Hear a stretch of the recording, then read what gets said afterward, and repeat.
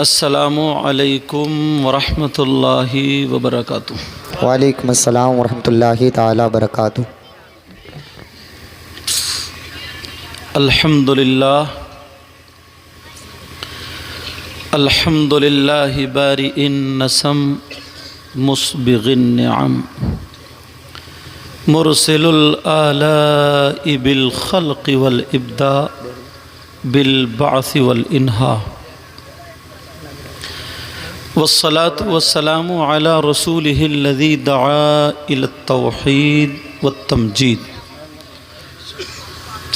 وعلى آله الذين اتبعوه بالحق أما بعد فأعوذ بالله من الشيطان الرجيم بسم الله الرحمن الرحيم لقد كان لكم في رسول الله أسوة حسنة صدق اللہ العظیم۔ حضرات، اللہ کے بعد پوری دنیا میں سب سے زیادہ خوبصورت، پیارے، نرالے پیغمبر اسلام وہ آقا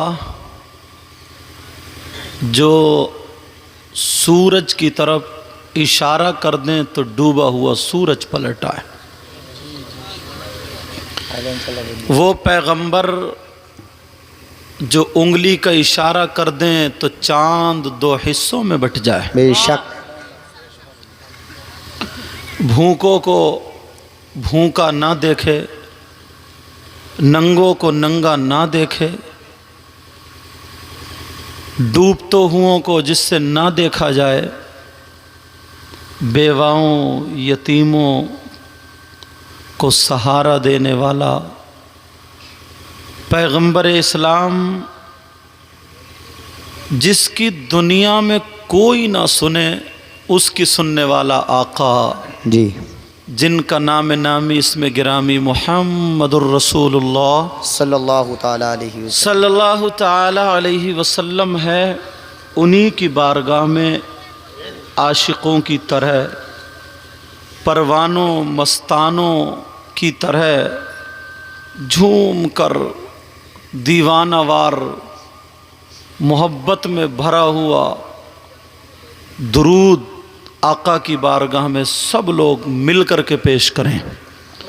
اللہم صلی علی سیدنا و مولانا محمد مبارک وسلم، صلاة و سلام علیک یا رسول اللہ یا حبیب اللہ صلی اللہ تعالی علیہ وسلم، صلاة و سلام علیک یا رسول اللہ صلی اللہ تعالی علیہ وسلم۔ پیارو، یہ ہول پور کی سرزمین ہے۔ جی، کیا نام ہے اس بستی کا؟ ہول پور نا؟ دھول پور تو نہیں ہے؟ ہول پور۔ تو زبان کیوں نکال لو اتنی؟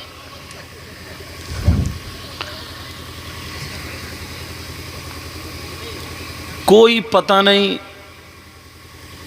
کوئی گاؤں اتنا اندر ہو، کوئی بستی اتنی اندر ہو، کوئی پتہ نہیں کس بستی میں کون عاشق رسول، کون آقا کا چاہنے والا، جس کی وجہ سے اللہ تعالیٰ بارشیں عطا فرماتا ہے، وہ ہوا کرتا ہے۔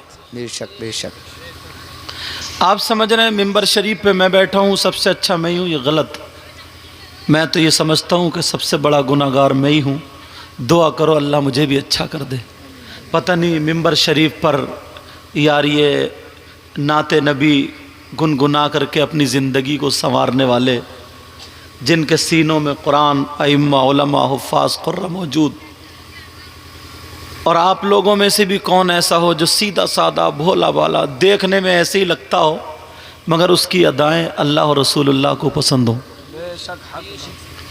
آپ میرے قریب بیٹھے ہیں، وہ میرے دور بیٹھے ہیں، کوئی پتہ نہیں آپ لوگوں میں ایسا ہو، ان لوگوں میں ایسا ہو۔ آج ہم اگر 2 وقت کی نماز اگر پڑھ لیتے ہیں تو راستے میں 3-4 لوگوں کو جتاتے ہوئے نظر آتے ہیں، ٹوکتے ہوئے نظر آتے ہیں کہ نماز پڑھا کرو، نماز پڑھا کرو، نماز۔ مطلب جملوں سے ایسا لگتا ہے کہ دیکھو میں نمازی ہوں تم نمازی نہیں ہو. یار اپنا مزاج بدلنا پڑے گا, اپنا طریقہ بدلنا پڑے گا. نفرتیں زیادہ ہو گئی ہیں, عادتیں اچھی کرو. اسٹیج پر باتیں نہیں, عادتیں اچھی کرو. کیا کرو عادتیں؟ امام احمد بن حنبل, ان کو میں نے پڑھا, ایک مرتبہ دریا کے کنارے سے جا رہے تھے. کہاں سے بولو؟ دریا کے کنارے سے. برابر میں ایک بچھو تھا, ہوا کا جھونکا لگا, وہ پانی میں گر گیا. انہوں نے دیکھا وہ بچھو ڈوبنے لگا, مرنے لگا, ڈوبتے مرنا. امام اعظم ابو حنیفہ نے یہ نہیں, امام اعظم نہیں, امام احمد بن حنبل نے یہ نہیں سوچا کہ میں تو اتنا بڑا امام, اتنا بڑا مفتی, اتنا بڑا علامہ, ارے مرنے دو. فوراً جو بھی لباس پہنے ہوئے تھے گھس گئے اور اس کو نیچے سے ہاتھ لگا کر کے بچھو کو اٹھا لیا. سبحان اللہ سبحان اللہ. بچھو کی جان بچا لی. بچھو ہتھیلی پہ رہے, مگر پیارے بچھو نے کیا انجام دیا, اس نے کیا بدلہ لیا؟ بچھو نے ڈنک مار دیا, اللہ اکبر. انہی کی ہتھیلی پہ کاٹ لیا. کہا اے اللہ تیرا شکر ہے. امام احمد بن حنبل کہہ رہے ہیں اللہ تیرا شکر ہے. آج اگر کتا بھی تمہاری مرضی کے خلاف ادھر سے ادھر گزر جائے نا تو 2-4 گالیاں ٹھوک دیتا ہے. صحیح بات ہے. ایک کتا بے زبان جانور اگر گزر جائے, تھوڑی سی گاڑی میں اگر دیر ہو جائے تو کار میں بیٹھے بیٹھے گالیاں دے دیتا ہے. موٹر سائیکل کا ہارن اگر کوئی نہیں بچ رہا تو گالیاں دیتا ہوا چلا جاتا ہے. امام احمد بن حنبل اتنے بڑے مفتی, اتنے بڑے علامہ, جیسے ہی ڈنک مارا کہنے لگے اللہ تیرا شکر ہے. انہوں نے ٹہنی پہ بٹھا دیا. پھر دیکھا ہوا کا جھونکا لگا, پھر وہ پانی میں گر گیا, اور جیسے ہی پانی میں گرا پھر وہ اندر ہوئے اور انہوں نے پھر دوبارہ اٹھا لیا. پھر اٹھایا, جان بچی, مگر بچھو نے پھر بھی ڈنک مار دیا. دوسری مرتبہ بھی انہیں کاٹ لیا, ڈنک مار دیا. اللہ, گالی نہیں دی انہوں نے, برا بلا نہیں کہا انہوں نے, جوتا چپل نہیں مارا, پاؤں سے نہیں کچلا, دوبارہ نہیں ڈبویا اس کو. کہا اے اللہ تیرا شکر ہے. ٹہنی پہ بٹھا دیا, وہ بھی چلنے لگا, امام بھی چلنے لگے. تیسری مرتبہ پھر امتحان ہو رہا ہے. تمہیں اگر ذرا سی کوئی تکلیف آ جائے, برداشت نہیں ہے, ذرا سی کوئی تکلیف آ جائے پیارے, تو رو کر کے 3-4 آدمیوں میں کہتا ہے یار پتہ نہیں اللہ کو میری کون سی بات بری لگ گئی. اس سے یہ پوچھو تیری اچھی کون سی تھی, یہ اور بتا دے. ساری کے سارے بات ابھی بھی اپنے آپ کو اتنا توپ سمجھ رہا, ان کے سامنے ابھی بھی جما رہا, کہہ رہا ہے یار پتہ نہیں اللہ میری کون سی بات سے ناراض ہوگی. اچھا تیری ساری باتیں رضامندی کی ہیں.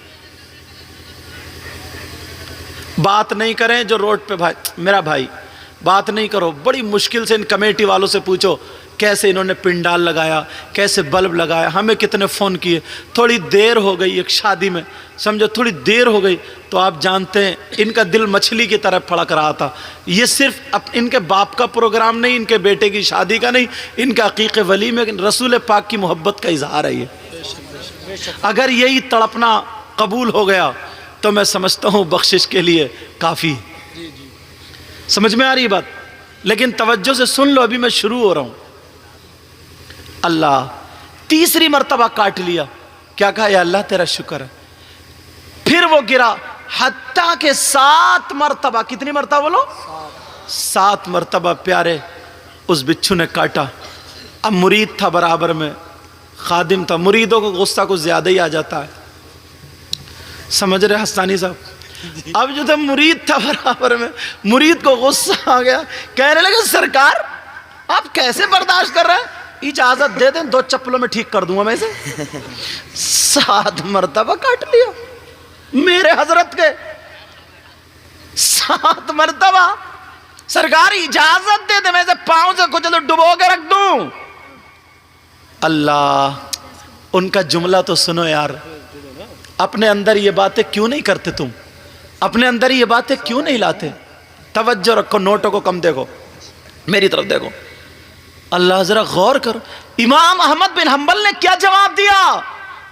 وہ بولے سرکار بس اجازت دے دے 2 چپلوں میں ٹھیک کر دوں. ایسے میں 7 مرتبہ کاٹ دیا, آپ کچھ کہی نہیں رہے, ڈبو دے, مار دے, مجھے اجازت دے دے.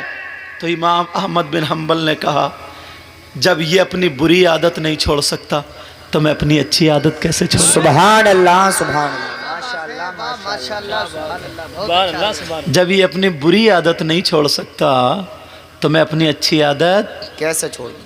ذرا گریبان میں جھانکیو، ایک مرتبہ دیکھیو، شریعت مصطفیٰ کے آئینے میں دیکھو. صحیح کہہ رہے ہیں، تمہارے آنسو نکل آئیں گے. ہم ہیں کہاں یار، صبح سے شام تک 70 مرتبہ جھوٹ بول جاتے ہیں. دیکھو ابھی بھی باتیں چل رہی ہیں، ابھی بھی باتیں چل رہی ہیں. کم سے کم، نہیں تو مت بولی، کم سے کم 70 مرتبہ 50 مرتبہ جھوٹ بول جاتا ہے انسان. اللہ اللہ ذرا میرے نبی کی باتوں کو، عادتوں کو ملاحظہ فرمائے. اجازت ہے؟ سننا چاہ رہے ہو؟ بہت کہتے ہو نبی کے ہم غلام ہیں، ذرا نبی کی اپنے آقا کی عادتیں اور باتیں تو دیکھیں. میرے نبی کیا فرماتے ہیں ذرا غور کریں پیارے. میرے نبی نے فرمایا ان اللہ لا ينظر الى صورکم واموالکم ولکن انما ينظر الى قلوبکم واعمالکم. سبحان اللہ سبحان اللہ. آجا تمہارے ترجمہ تو سمجھ میں نہیں آیا اور کہہ رہے ہیں واہ واہ. چلو علماء تو جانتے ہیں، مگر نبی کی زبان عربی تھی اس لیے سبحان اللہ کہہ رہے ہیں. سوچ رہے ہو کہ حضرت پڑھ رہے ہیں تو صحیح پڑھتے ہوں گے. ہمارے یہاں سمجھتے کم ہے، کودتے زیادہ ہیں. یہ بھی ایک پریشانی ہے حضرت حسانی صاحب. ایک شاعر نے کہا سب بولے سبحان اللہ. کون سا شعر ہو گیا یہ بتائیو؟ یہ کون سا شعر تھا؟ یہ کیا شعر تھا؟ اس نے گنگناہٹ شروع کری، پتہ نہیں کیا تھا، نیچے سے بولے سبحان اللہ. میں نے کہا کیا سمجھ میں آیا بتا، کیا کہا انہوں نے؟ یار تو اس لیے یہ باتیں کہہ رہا ہوں. ہم لوگ آقا فرماتے ہیں اِنَّ اللَّهَ لَا يَنظُرُ إِلَىٰ صُوَرِكُمْ، اللہ تعالیٰ تمہاری بناوٹ، سجاوٹ، دکھاوٹ، زیب و زینت نہیں دیکھتا. میرا مولا تمہارے اعمال اور دل کے حالات دیکھا کرتا ہے. سبحان اللہ سبحان اللہ. دل کے حالات دیکھا کرتا ہے. آپ ذرا گریبان میں جھانک کر کے دیکھو. دکھاوے کی بات کر رہے ہو، دکھاوے کا تو یہ عالم ہے. اگر تم نوٹ دینے آتے ہو نا تو 500 کا نیچے اور 10 کا دے کے جاتے ہو. 500 کا کیوں رکھا نیچے؟ کیوں رکھا ہے؟ دکھاوا نہیں ہے کیا یہ؟ ساری چیزوں میں دکھاوا. مگر آقا فرماتے ہیں آقا کی زندگی کو دیکھو پیارے، پھر اپنی زندگی کو روشن کرنا. آقا کی غلامیت حاصل کرنے والے ایک صحابی رسول جن کا نام حضرت عثمان غنی. سبحان اللہ سبحان اللہ. حضرت عبداللہ بن مسعود کی طبیعت ناساز ہو گئی. کیا ہو گئی بولو؟ ناساز. جانتا ہو طبیعت خراب جسے بولو طبیعت خراب. حضرت عثمان غنی ملاقات کے لیے گئے. کہاں گئے؟ ملاقات کے لیے. اور تم تو دعا کرتے ہو کل مرتا ہو آج مر جائیں، مگر وہ عیادت کے لیے گئے. عیادت کے لیے گئے. او بیٹا، او لال پینٹ بیٹھ جاؤ. عیادت کے لیے گئے تو جو بھی قرآن کی آیتوں نے پڑھنا تھی پڑھی اور پھونک دی، دم کر دی، اور میٹھی میٹھی اچھی اچھی باتیں کرنے لگے. بولے انشاءاللہ مجھے اللہ کی رحمت سے پورا بھروسہ تم جلدی ٹھیک ہو جاؤ گا، بڑی جلدی ٹھیک ہو جاؤ گے. اب ایمانداری سے بتاؤ تم عیادت کرنے جاتے ہو؟